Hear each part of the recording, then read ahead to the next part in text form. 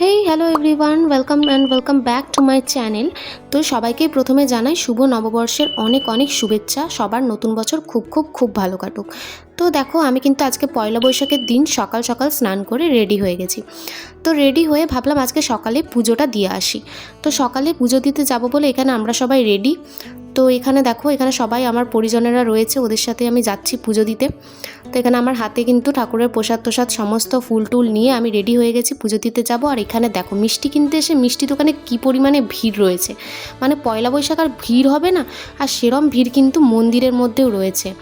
তো এত ভিড় কাটিয়ে অবশেষে মায়ের পুজো আমি ফাইনালি দিলাম। আর সবাই কিন্তু বুঝতে পারছো যে এটা কোন মন্দির। এটা হলো ঝাড়গ্রামের সেই বিপত্তারিণী মন্দির, যেটা ব্রিজের নিচে রয়েছে। তো পুজো দেওয়ার পর আমরা রাস্তা দিয়ে হেঁটে যাচ্ছিলাম, পাশেই ছিল ইস্কনের মন্দির। আর এই ইস্কনের মন্দির দেখে আমার খুবই ইচ্ছা হচ্ছিল আমি ভেতরে গিয়ে প্রভুর দর্শন করে আসি।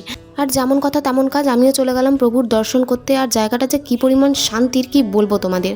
তো তারপরে দেখো, প্রভুর দর্শন করে আমরা এদিকে বেরিয়ে আখের রস খেতে চলে এসেছিলাম। এখানে দাঁড়িয়ে কিছুক্ষণ আমরা আখের রস খেয়ে নিলাম। তো আখের রসটা খুবই ভালো খেতে, এটাও কিন্তু ব্রিজের নিচেই বসে।